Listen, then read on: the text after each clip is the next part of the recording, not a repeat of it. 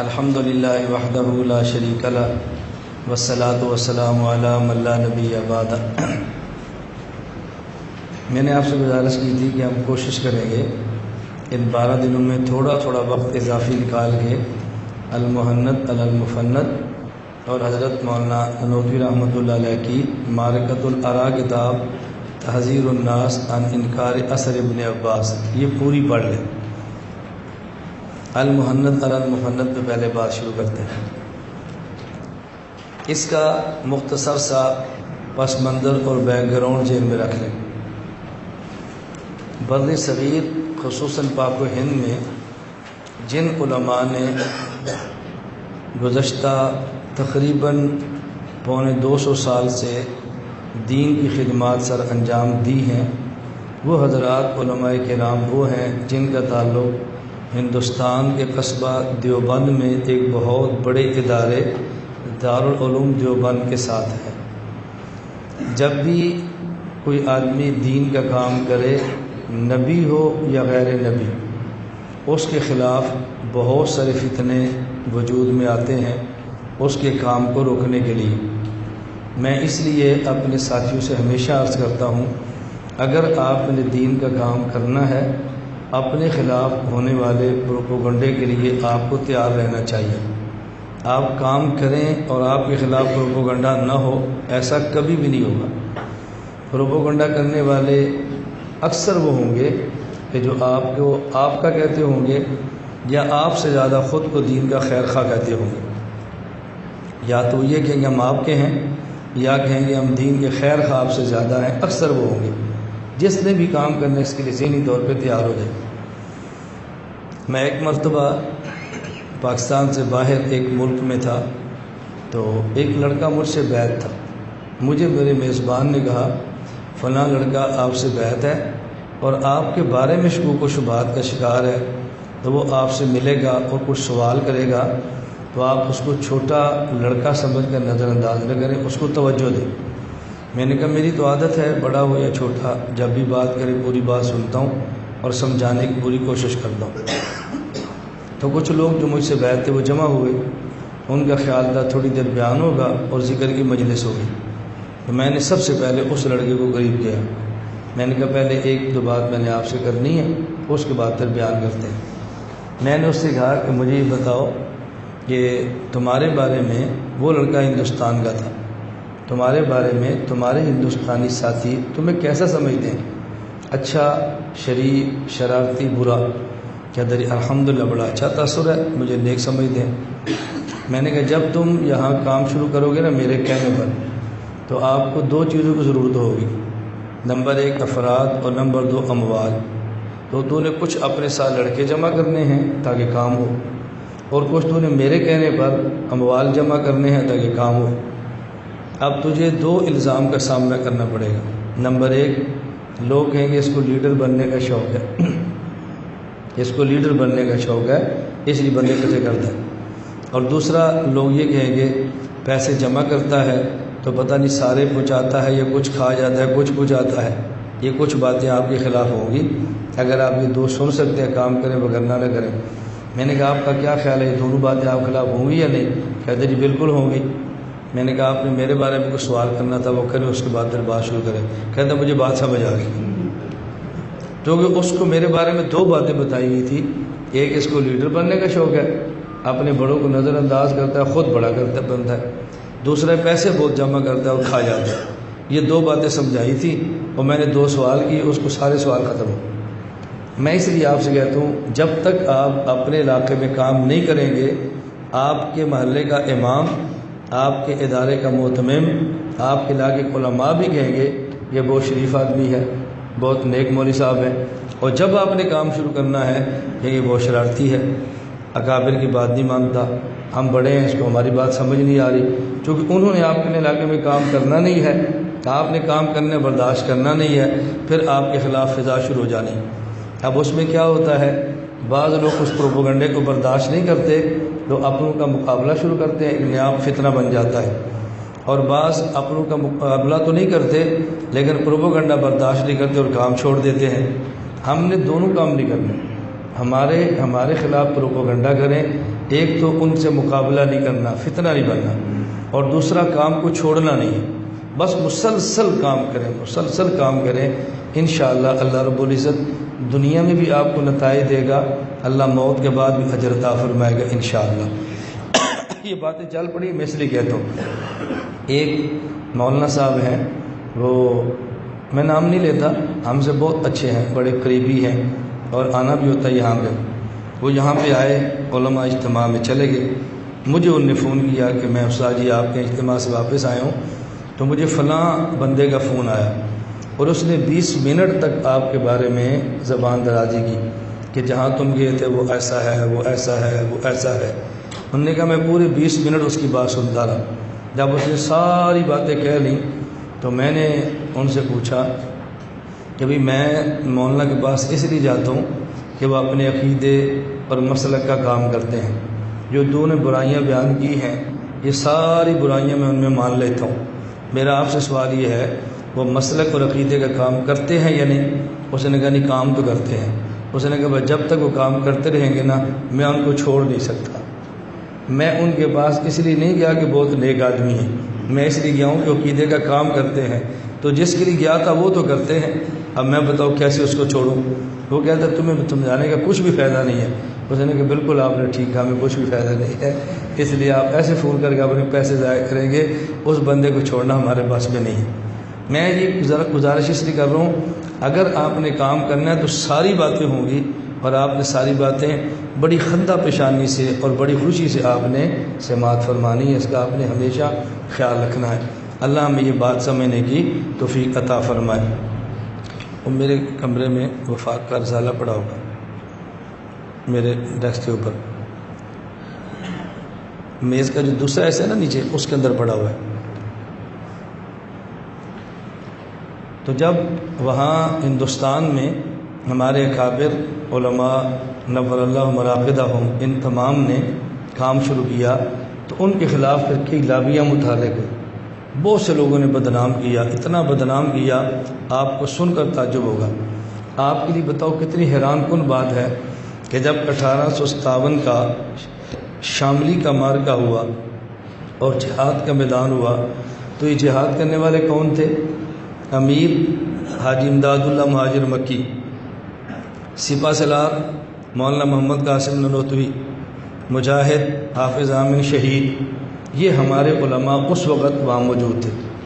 تھانہ بھون میں اجلاس ہوا اور بہت بڑا معرکہ ہوا، اس میدان کے اندر ہمارے بہت سارے شہید ہوئے، بہت سارے زخمی ہوئے اور بعض غازی بنے۔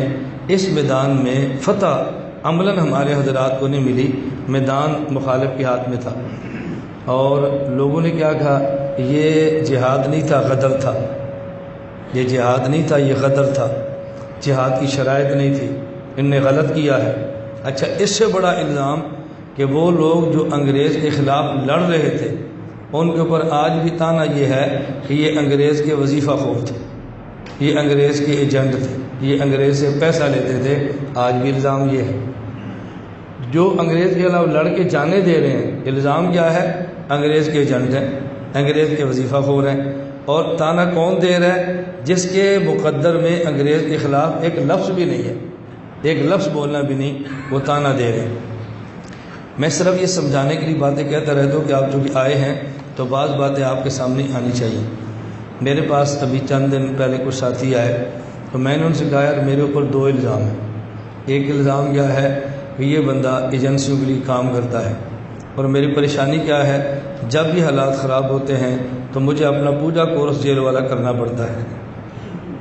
الزام کیا ہے؟ ان کا ہے، اور میری پریشانی کیا ہے کہ مجھے وہاں پہ جانا پڑتا ہے۔ اچھا میں نے کہا دوسرا الزام کیا ہے؟ یار اس کے پاس پیسہ بہت ہے، یہ بہت پیسہ جمع کرتا ہے۔ اللہ گواہ ہے آپ شاگرد ہیں، اولاد کی طرح ہیں۔ میں قسم اٹھا کر یہ بات آپ کی خدمت میں عرض کر رہا ہوں، میں نے اس ہفتے بھی 5 لاکھ روپیہ قرض لیا ہے، اور آج پیر ہے، پیر یا منگل۔ میں نے ایک اور آدمی کو کہا، اس نے کہا جی میں پیر یا منگل کو آپ کو 5 لاکھ دوں گا۔ میں نے اپنے اس دورے کو بھگتانے کے لیے 10 لاکھ قرض اٹھایا ہے، شاید آپ اس بات کو ماننے کے لیے تیار نہیں ہوں گے۔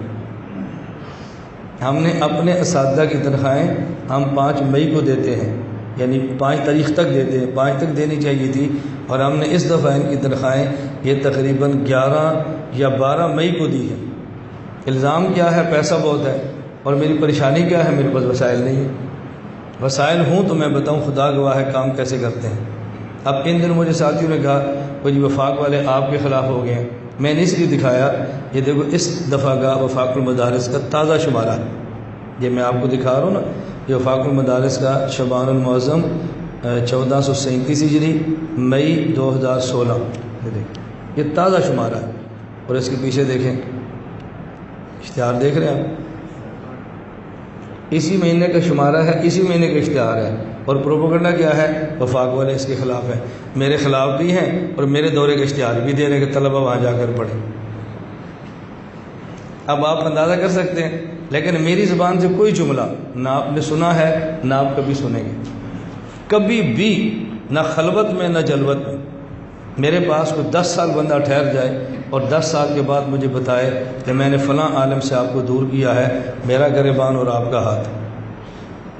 مجھے ایک مرتبہ بعض ساتھی نے سوال کیے، مولانا صاحب فلاں ساتھی آپ کے ساتھ تھا، فلاں بندہ آپ کا شاگرد آپ کو چھوڑ گیا۔ میں نے کہا کوئی بات نہیں، میرے شاگرد میرا مسلک چھوڑے تو مجھے بتانا، میرے شاگرد مجھے چھوڑیں یہ ہوگا۔ مجھے کہتے جی کیوں؟ میں نے کہا اس لیے میں اپنے شاگردوں کی ذہن سازی اپنی جماعتیں اپنے علماء کے خلاف نہیں کرتا، اہل باطل کے خلاف کرتا ہوں۔ جن کے خلاف ذہن سازی کرتا ہوں وہاں کبھی نہیں جائیں گے، اور جن کے خلاف کبھی ذہن سازی نہیں کرتا وہاں جائیں گے، اور مجھے خوشی ہے، مجھے اللہ گواہ ہے مجھے خوشی ہے۔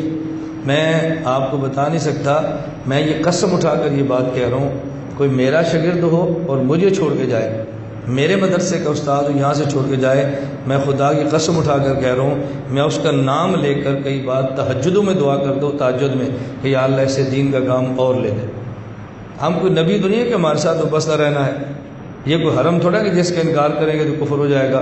ہمارے مسلک دیوبند کے سارے مراکز ہمارے مراکز ہیں، ساری مساجد ہماری مساجد ہیں، ساری جماعتیں ہماری جماعتیں ہیں۔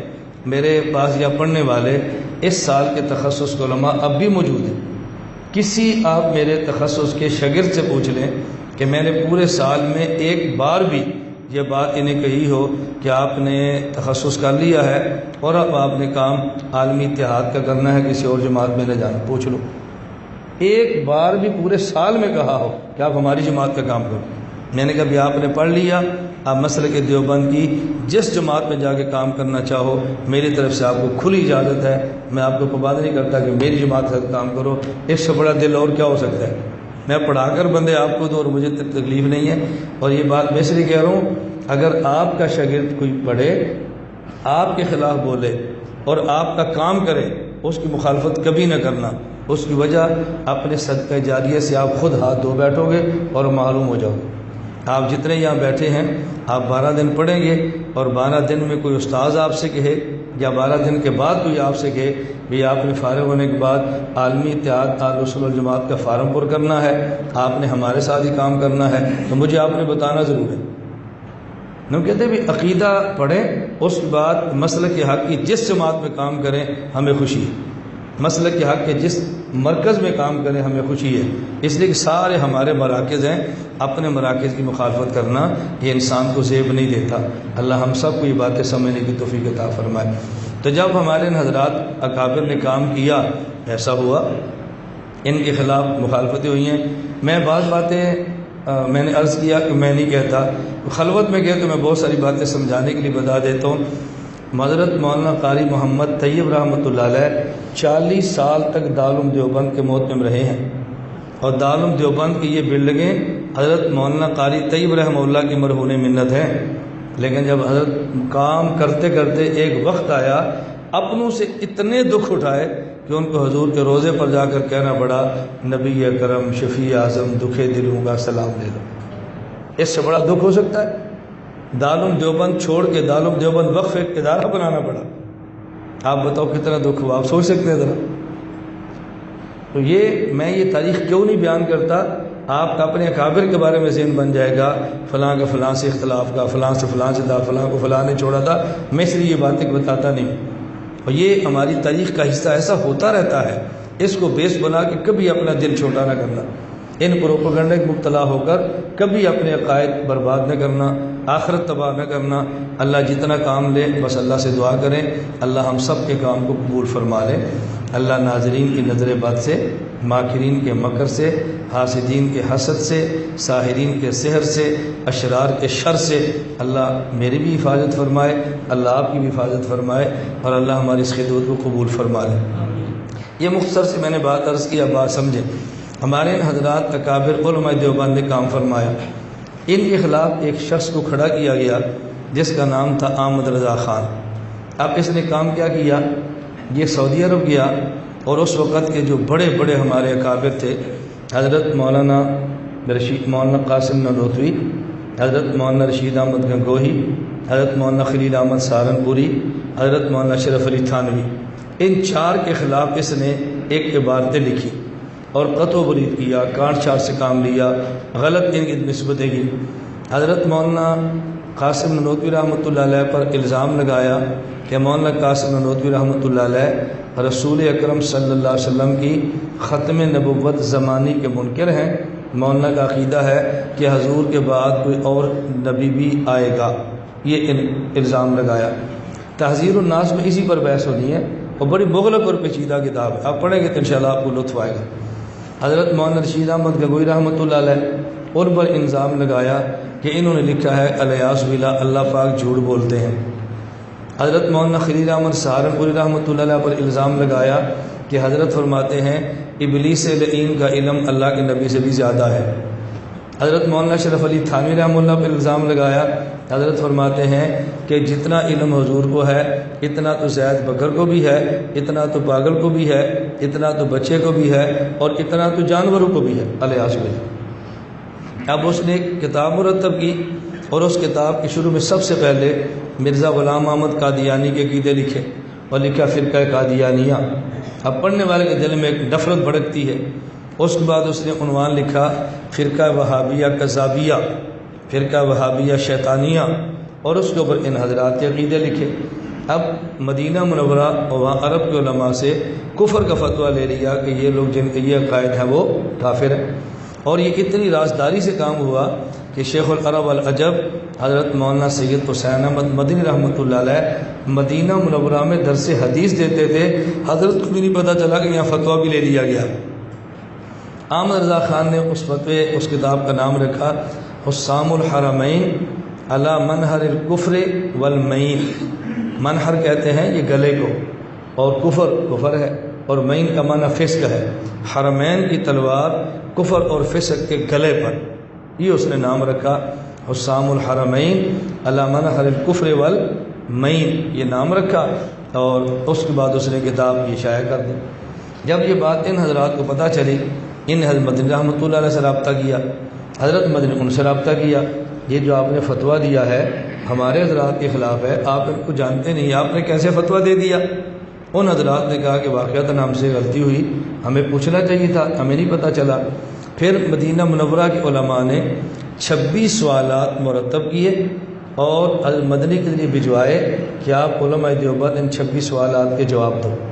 حضرت مولانا خلیل احمد سہارنپوری رحمۃ اللہ علیہ نے ان 26 سوالات کے فصیح عربی میں جوابات دیے، اور ان جوابات پہ حضرت نانوتوی گنگوہی رحمہ اللہ فوت ہو چکے تھے، حضرت شیخ الہند رحمۃ اللہ علیہ، مولانا محمود حسن دیوبندی ان کے دستخط کروائے، شاہ عبد الرحیم رائے پوری ان کے دستخط کروائے، مولانا محمد احمد مولانا قاسم نانوتوی کے صاحبزادے دارالعلوم دیوبند کے محتمم ان کے دستخط کروائے، حکیم الامت مولانا اشرف علی تھانوی ان کے دستخط کروائے، مفتی کفایت اللہ دہلوی مفتی اعظم ہند ان کے دستخط کروائے، مفتی عزیز الرحمان مفتی اعظم دارالعلوم دیوبند ان کے دستخط کروائے، اور یہ مرتب کر کے دیگر بعض حضرات کے دستخط کروائے اور کتاب واپس بھیج دی۔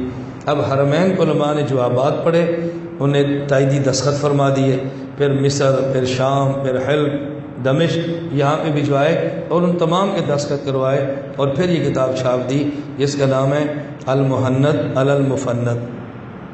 المحند علی المحند، المحند بھی ہندی تلوار کو کہتے ہیں، وہاں بھی تلوار نام تھا، ان نے پھر اس کا نام تلوار رکھا۔ المحنت علی المفنت، یعنی کتاب تحریر فرمائی۔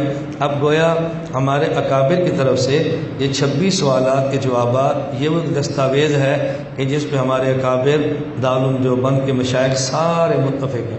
اس کے بعد پھر مفتی عبدالشکور ترمذی رحمۃ اللہ علیہ نے ایک پھر قدم اٹھایا، پھر پاکستان کے ہمارے جو مشائخ تھے ان سے دستخط کرائے۔ اب یہ کتاب اسی عنوان سے چل رہی ہے۔ اس المحنت علی المفنت پہ بعض لوگوں نے اعتراضات کیے ہیں، جن میں سر فہرست اور کراچی کے غیر مقلد عالم ہیں نصیب شاہ صاحب، ان نے کی ہے۔ تو اس کا اب جواب تیار ہو کر آ گیا ہے، المحنت علی المفنت اور اعتراضات کا علمی جائزہ ہمارے مکتبے میں موجود ہے، جن کا ذوق آپ اس کو دیکھ لیں۔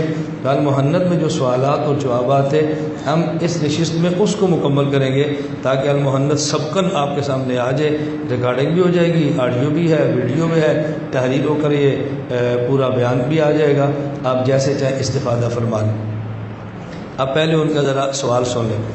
ایھا العلماء الکرام والجہابذۃ العظام قد نسب الی ساحتکم الکریمہ اناس عقائد الوہابیہ قالوا باوراق ورسائل لا نعرف معانیها لاختلاف اللسان فنرجو ان تخبرونا بحقیقت الحال ومرادات المقال ونحن نسألكم عن امور اشتہر فیہا خلاف الوہابیہ عن اہل السنت والجماعہ۔ انہوں نے کہا ہم آپ علماء سے یہ گزارش کرتے ہیں کہ ہمارے پاس کچھ ایسی عبارات ہیں جو اس زبان میں جس کو ہم جانتے نہیں، اردو زبان میں ہے، لہذا ہم آپ سے کچھ ایسے مسائل پوچھتے ہیں کہ جن مسائل میں وہابیہ نے اہل سنت والجماعت سے اختلاف کیا ہے، اس میں آپ کا موقف کیا ہے۔ اب ان 26 سوالات کے جواب ہیں وہ اہل سنت والجماعت کا موقف ہے جو ہمارے مشائخ نے دیے ہیں۔ انہوں نے سوال کیے ہیں اور پھر سوالات کے جواب ہیں۔ جو ان نے سوالات کیے ہیں ہم اس کو اگلی نشست میں کل سے شروع کریں گے۔ حضرت مولانا سہارنپوری رحمۃ اللہ علیہ نے ان کے سوالات کے جوابات دینے سے پہلے 3 بنیادی باتیں فرمائی ہیں، وہ 3 بنیادی باتیں آج سن لیں، کل سے پھر سوال اور جواب انشاءاللہ شروع کر دیں۔ حضرت نے جواب دینے سے فرمایا کہ آپ 3 باتیں ذہن نشین فرما لیں۔ نمبر 1، ہم اصول میں حضرت امام اعظم ابو حنیفہ نعمان بن ثابت کے مقلد ہیں۔ ہم فروع میں امام اعظم ابو حنیفہ نعمان بن ثابت کے مقلد ہیں، اور ہم اصول میں ابو منصور ماتریدی ابو الحسن اشعری ان کے مقلد ہیں، ان کی بات مانتے ہیں۔ یہ حضرت نے پہلی بات فرمائی۔ اس کا مطلب کیا ہے یہ اچھی طرح سن لیں۔ اصول اور فروع ایک ہمارے ہاں باب الفقہ میں استعمال ہوتا ہے، یہ اصول ہے یہ فروع ہے۔ وہاں اصول کا معنی ہوتا ہے کلیات اور قواعد، اور فروع کا معنی ہوتا ہے مسائل۔ یہاں اصول و فروع کا معنی الگ ہے، یہاں اصول کا معنی ہے عقائد اور فروع کا معنی ہے اجتہادی مسائل۔ فقہ میں اصول کا معنی قواعد، کلیات، ضوابط، اور فروع کا معنی اس سے مستنبط شدہ مسائل۔ یہاں اصول کا معنی عقائد اور فروع کا معنی اجتہادی مسائل۔ تو یہ فرماتے ہیں ہم اجتہادی مسائل میں حضرت امام اعظم ابو حنیفہ رحمہ اللہ تعالیٰ کی تقلید کرتے ہیں، اور ہم اصول اور عقائد میں ابو منصور ماتریدی ابو الحسن اشعری کی تقلید کرتے ہیں۔ اس کا معنی اچھی طرح سمجھ لیں۔ یہ ابو الحسن اشعری کون تھے؟ ابو الحسن اشعری، ابو الحسن یہ حضرت ابو موسیٰ اشعری رضی اللہ تعالیٰ عنہ کے خاندان میں سے ہیں، انہی کی طرف نسبت اس لیے ان کو اشعری کہتے ہیں۔ 324 ہجری میں ان کی وفات ہے۔ معتزلہ کا بڑا شدت کے ساتھ ان نے مقابلہ کیا ہے۔ حضرت کے والد فوت ہو گئے تو ان کی والدہ نے مشہور معتزلیوں کے امام ابو علی جبائی سے نکاح کیا، اور یہ ان کی گود میں پلے پڑے۔ ان نے مناظرہ اور علم الکلام ابو علی جبائی معتزلی سے پڑھا، جو معتزلہ کا اس فن کا امام تھا، لیکن ان کی مزاج میں سلامتی تھی، طبیعت بہت اچھی تھی۔ معتزلہ کی تعویلات اور باریک ان کی تعویلیں اور بعید از عقل ان کی باتیں سنتے رہے۔ بالآخر یہ معتزلہ کو چھوڑ کے مذہب اہل سنت والجماعت قبول کیا۔ تو یہ چونکہ معتزلہ کی باریکیاں بھی جانتے تھے، ان کی شرارتیں بھی جانتے تھے، یہ بھی سمجھتے دھوکہ کہاں سے دیتے ہیں، وہیں سے جو پڑا تھا، اس لیے ان کا رد ان نے کیا، لیکن ان کے رد میں شدت اور سختی بہت زیادہ تھی۔ ابو منصور ماتریدی، ابو منصور محمد بن محمود ماتریدی، یہ ماترید سمرقند میں ایک بستی ہے، اس بستی کی نسبت ان کو ماتریدی کہتے ہیں۔ ابو الحسن علی بن اسماعیل الاشعری، ان کی نسبت قبیلہ اشر کی طرف ہے، اور ان کی ماتریدی نسبت ماترید گاؤں کی طرف ہے، اس لیے ماتریدی کہتے ہیں۔ یہ حنفی المسلک تھے، اور ابو الحسن اشعری کے بارے میں علامہ تاج الدین سبکی کی رائے ہے کہ شافعی تھے، بعض کی رائے حنبلی تھے، اور عجیب بات ہے کہ بعض حضرات نے لکھا ہے ان کو حنفی کہتے ہیں حنفی، مالکی کہتے ہیں مالکی، شافعی کہتے ہیں شافعی، حنبلی کہتے ہیں حنبلی، ہر بندہ سمجھتے ہیں ہمارے تھے، لیکن معروف یہی ہے کہ شافعی تھے یا حنبلی تھے، اور امام ابو منصور ماتریدی یہ حنفی تھے۔ ان کے مزاج میں اعتدال بہت تھا، ابو الحسن اشعری کی ٹکر تھی، ٹکر میں ان کے مزاج میں شدت بہت تھا، ان کی طرح ٹکر نہیں تھی، تو ان کے مزاج میں اعتدال تھا۔ تو انہوں نے ابو الحسن اشعری نے جن مقامات میں شدت اختیار کرتے ہوئے کچھ آگے گئے ہیں، یہ وہاں سے تھوڑا سا پیچھے آئے ہیں، اور اعتدال کے ساتھ انہوں نے معتزلہ کے جوابات دیے ہیں۔ یہ دونوں ہمارے امام ہیں۔ اب یہ تقلید کا معنی کیا ہے؟ غیر مقلد آپ سے سوال کریں گے کہ آپ ابو حنیفہ کی تقلید مسائل اجتہادیہ میں کرتے ہیں، اور ابو منصور ماتریدی ابو الحسن اشعری کی تقلید آپ عقائد کے اندر کرتے ہیں، تو کیا امام حنیفہ کو عقائد نہیں آتے تھے؟ یہ بات ذہن نشین فرما لیں۔ حضرت امام اعظم ابو حنیفہ رحمۃ اللہ علیہ نے الفقہ الاکبر عقیدے پر کتاب لکھی ہے، تو جس بندے نے عقائد پر کتاب لکھی ہے اس کو عقائد آتے کیوں نہیں؟ یہاں تقلید کا معنی یہ ہے کہ ہمارے عقائد تو وہی ہیں جو اہل سنت والجماعت کے ہیں، عقائد میں کسی کی تقلید نہیں ہے، عقائد تو وہی ہیں جو ہمارے اکابر میں ہیں۔ جب معتزلہ نے اہل سنت والجماعت کے عقائد کے مقابلے میں عقائد پیش کیے، ابو منصور ماتریدی ابو الحسن اشعری نے اپنے عقائد کی جو تنقیح اور تشریح کی ہے اور معتزلہ کا جواب دیا ہے۔ اب اس کا معنی یہ ہے کہ معتزلہ کو ہم کافر تو نہیں کہتے، اہل سنت والجماعت سے خارج کہتے ہیں، مسلمان وہ بھی ہیں اور مسلمان یہ بھی ہیں۔ انہوں نے مسلمان ہوتے ہوئے عقائد کا حلیہ بگاڑا ہے، اور انہوں نے مسلمان ہوتے ہوئے عقائد کا حلیہ سنوارا ہے۔ تو مسلمانوں میں جو عقائد کی غلط تشریح معتزلہ نے کی ہے، ان کے مقابلے میں ان نے جو عقائد کی صحیح تشریح کی ہے، ہم اس میں ان کی بات مانتے ہیں، معتزلہ کی نہیں مانتے۔ یہ معنی نہیں کہ عقائد میں امام ابو حنیفہ کی بجائے انہیں مانتے ہیں، معتزلہ کے مقابلے میں عقائد کی صحیح تشریح ان کی مانتے ہیں، معتزلہ کی نہیں مانتے۔ اب بات سمجھ آ گئی؟ اس کی چھوٹی سی مثال سمجھ لیں۔ دیوبندی کہتے ہیں ہم حنفی ہیں، اور بریلوی کہتے ہیں ہم حنفی ہیں، دونوں خود کو حنفی کہتے ہیں۔ اب بتائیں بر صغیر میں دونوں خود کو حنفی کہنے والے اگر ایک مسئلے کی تشریح علماء دیوبند کریں اور اسی مسئلے کی تشریح بریلوی کریں، ہم کس کی تشریح مانتے ہیں؟ اب اس کا معنی یہ نہیں ہے ہم نے فقہ حنفی میں امام حنیفہ کو چھوڑ دیا ہے اور ہم علماء دیوبند کے مقلد ہو گئے ہیں۔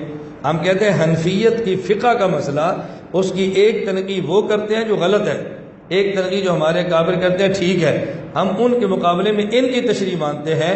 ان کا معنی یہ نہیں ہے امام ابو حنیفہ کے مقابلے میں علماء دیوبند کی تقلید کرتے ہیں، اور ان کی تقلید کا معنی یہ نہیں ہے امام ابو حنیفہ کی بجائے ہم عقائد میں ان کے مقلد ہیں۔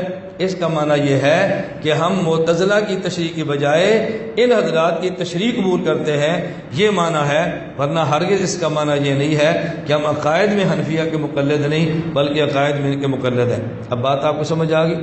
ایک بات یہ وضاحت فرمائی، اور ساتھ یہ بھی بتایا کہ ہم اس میں تصوف میں 4 سلسلے مانتے ہیں، نقشبندی، سہروردی، قادری اور چشتی، ہم یہ 4 سلسلے مانتے ہیں۔ تو عقائد میں ان کی تعبیرات ابو منصور ماتریدی ابو الحسن اشعری کی، اور فقہ اور اجتہادی مسائل میں امام حنیفہ کی بات، اور جو سلسلے ہمارے روحانی اور تصوف میں ہیں ہم ان میں ان 4 سلسلوں کو مانتے ہیں۔ کہا جی پہلے ہم نے وضاحت کر دیا تھا کہ آپ کے ذہن میں ہونا چاہیے۔ نمبر 2، دوسری بات فرمائی کہ ہمارے دلائل میں سے ایک دلیل قرآن کریم ہے، دوسری دلیل نبی پاک صلی اللہ علیہ وسلم کی سنت ہے، اور تیسری دلیل ہمارے یہاں اجماع امت ہے، اور چوتھی دلیل ائمہ مذہب میں سے کسی کا اجتہاد، قیاس اور قول ہے۔ ائمہ مذہب کا معنی سمجھ گئے؟ ائمہ مجتہدین، میں بتا چکا ہوں کہ مذہب کا معنی راستہ ہے، یعنی فقہی مسائل میں ہم امام ابو حنیفہ کو مانتے ہیں اور امام مذہب کی بات ہماری دلیل ہے۔ اب اگر کسی بندے کو، توجہ رکھیں، اگر کسی بندے کو ہمارے عقیدے پر اشکال ہو تو ہمارے عقیدے کے مقابلے میں ائمہ کلام کسی عقیدے والے امام کا قول پیش کرے، ہم رجوع کر لیں گے، اور اگر ہمارے مسئلے پر اشکال ہو، امام مذہب کا ہمارے مسئلے کے خلاف مسئلہ پیش کریں، ہم اسے رجوع کر لیں گے۔ ہم جس طرح اپنے عقائد کا کھل کے اظہار کرتے ہیں، اگر غلطی ہو تو ہم رجوع کرنے میں عار محسوس نہیں کرتے بلکہ خوشی سے رجوع کرتے ہیں۔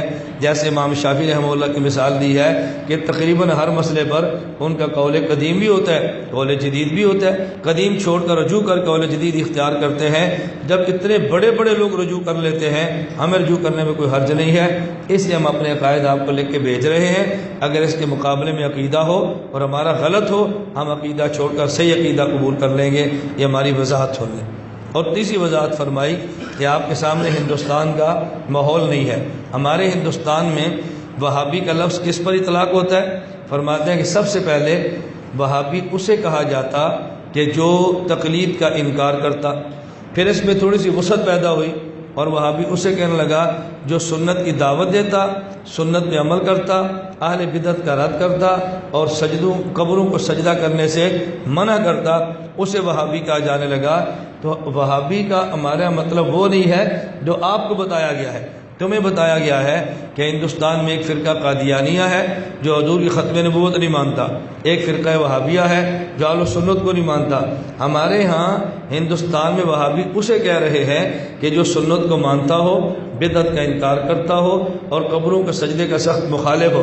چونکہ ہم نے بدعات کا انکار کر کے سنت کی اشاعت کی ہے تو پھر ہمارے خلاف اہل بدعت نے محاذ کھڑے کیے ہیں، عوام کو ہم سے دور کیا ہے، لوگوں کو بدظن کیا ہے، اور اسی کی ایک کڑی یہ ہے کہ ہمارے عقائد کی غلط تعبیرات آپ کے سامنے پیش کی ہے، جس کے ساتھ ہمارا دور دور کا بھی کوئی تعلق نہیں۔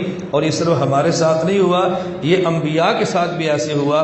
وَكَذَلِكَ جَعَلْنَا لِكُلِّ نَبِيٍّ عَدُوًّا شَيَاطِينَ الْإِنسِ وَالْجِنِّ يُوحِي بَعْضُهُمْ إِلَىٰ بَعْضٍ زُخْرُفَ الْقَوْلِ غُرُورًا۔ اس آیت کو بطور دلیل پیش کیا، وَتِلْكَ سُنَّةُ اللَّهِ الَّتِي سَنَّهَا فِي خَوَاصِ الْأَوْلِيَاءِ۔ فرمایا اللہ کی ہمیشہ سنت جاری ہے، جب بھی اہل حق کام لے کر اٹھتے ہیں یا کچھ اہل باطل شیاطین اور انسانوں میں سے ان کے مقابلے میں آتے ہیں، افتراء ان کے اوپر ہوتا ہے، جھوٹ ان کے خلاف بولتے ہیں۔ اور جس طرح انبیاء علیہ السلام جب دین حق لے کر نکلے ابتلاء کا سامنا کرنا پڑتا ہے، اور جو نبی کے قریب ہو اس کو بھی ابتلاء کا سامنا کرنا پڑتا ہے۔ اس کے تحت حدیث بیان کی ہے کہ نبی کریم صلی اللہ علیہ وسلم فرمایا نحن معاشر الانبیاء اشد الناس بلاء ثم الامثل فالامثل، کہ سب سے زیادہ ابتلاء کا سامنا انبیاء کو کرنا پڑتا ہے اور پھر ابتلاء کا سامنا اسے کرنا پڑتا ہے جو نبوت کے بہت قریب ہو۔ تو ہمارا کام چونکہ نبوت کے قریب ہے، اس کے اوپر ہمارے اوپر الزامات لگ رہے ہیں، تو اس شخص نے الزامات لگائے ہیں، تہمتیں باندھی ہیں، ان کا عقائد سے کوئی تعلق نہیں ہے۔ اب ہم آپ کو آپ کے سوالات کے جواب دیتے ہیں۔ یہ تمہید میں 3 باتیں فرمائیں اور اس کے بعد حضرت نے 26 سوالات کے جوابات تحریر فرمائے، اکابر کے دستخط فرمائے اور ان تک ان کو پہنچا دیا۔ ان حضرات نے رجوع فرمایا اور ان کی تائید فرما دی کہ ہم غلطی پر تھے، ہم آپ کی تائید کرتے ہیں۔ المحنت المفنت کے نام سے یہ کتاب چھپی ہے جس میں غلط الزامات کی تردید اور اپنے صحیح عقائد کو ان کے سامنے پیش کیا ہے۔ اللہ تعالی ہمیں اپنے اکابر کو پڑھنے کی، سمجھنے کی اور ان کے علوم کو آگے پھیلانے کی توفیق عطا فرمائے۔ وآخر دعوانا ان الحمدللہ رب العالمین۔ لا الہ الا اللہ، لا الہ الا اللہ، لا الہ الا اللہ، ما لنا رب سوا۔ لا الہ الا اللہ، لا الہ